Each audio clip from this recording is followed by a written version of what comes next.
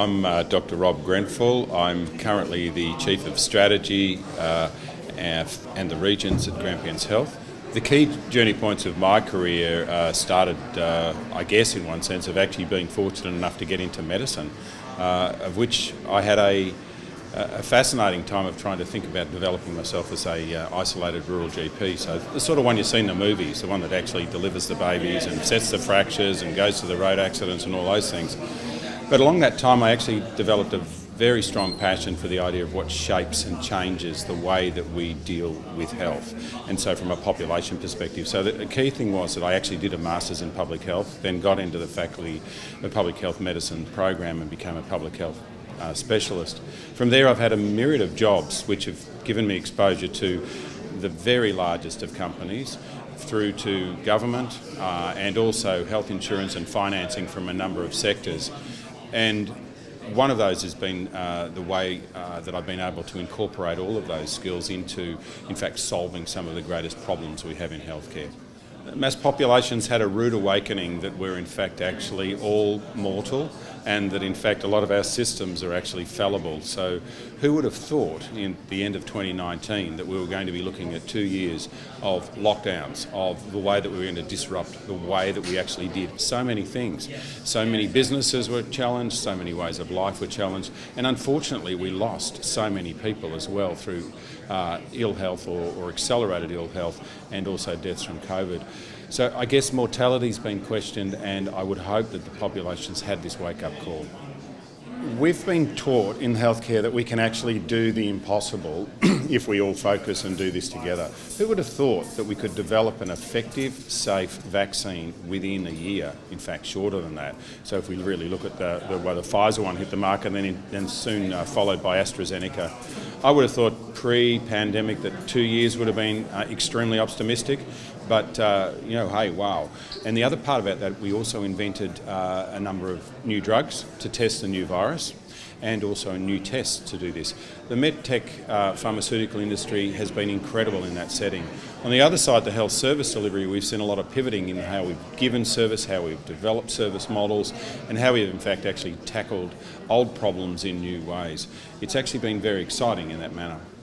What I like about my jobs and my roles that I've had is that none of these problems actually have simple solutions, which means you really have to think hard, and you also have to test. And you have to test your ideas, and you also have to be prepared to fail, because failure in fact actually is one of the best ways to learn and one of the best ways to move forward. So that's what I like about the health sector.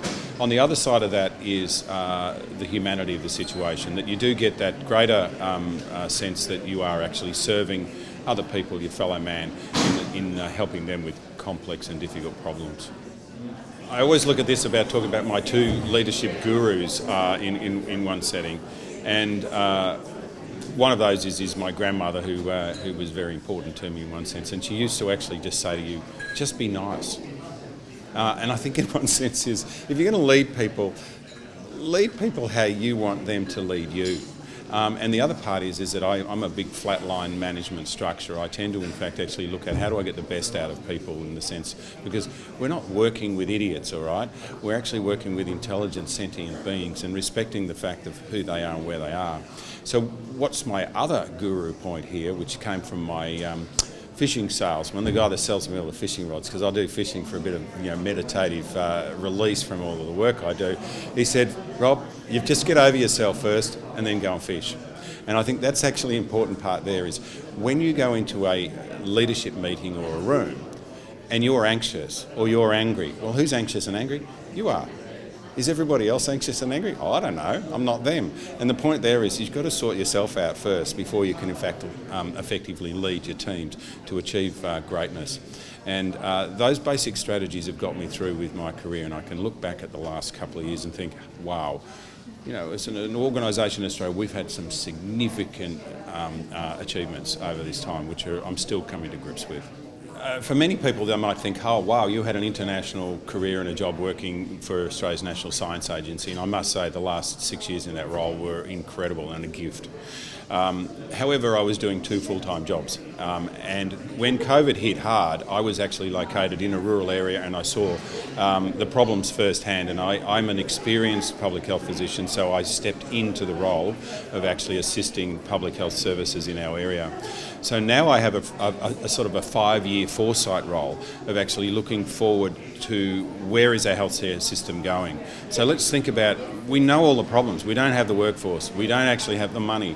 We don't actually have the integrated systems and things like this. All right, I'm going to start to look at the building blocks for the future healthcare system we need clinical redesign. What we're doing has been working, but it doesn't work anymore. We need to change the way we do it, and that's going to require an enormous amount of innovation and in fact, pain. I think because people's usual roles are going to change in a way. Workforce redesign. We need to actually get the best out of our workforce, and who else can do what. How can we, in fact, actually stretch the workforce that we've got and actually apply it. Aged care setting, for instance, I mean, we could get so much more value from the personal care assistants by simply empowering them and skilling them up into dealing with other areas, so we can take the more highly skilled people to in fact provide a more secondary consultation stewardship, and primary care is ripe for doing this. Future-proofed infrastructure. Let's think about what we build. Every major health facility that we're building at the moment was built for yesterday's problem and not today's, and we need to change that. We need to be thinking, well, what would this look like in 10 years, 15 years, 20 years, and try to in fact actually build those to that setting. Behind this, digital transformation, a no-brainer. We have to do this. We have to move forward on this, and we have to bring everyone on. These are all very complex things. And the last one, you've got to measure what you're doing.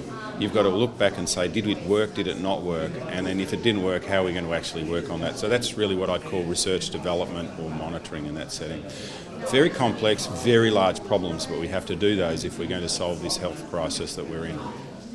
COVID has shown us one thing, that effective health communication is important, and we've seen so many good bits and so many bad bits. Now, how did I get to the point that I got? I think in one sense I have always enjoyed the idea of actually talking and debating, but that's not the media presence. It is a very solid strategic focus. One, you have to get good solid training, and good solid training means training in the bear pit with ex-journalists and other things like that, of how do I answer things, how do I respond in situations. On the other side is when you go into a media call, you know exactly what you're saying, exactly what you're not saying.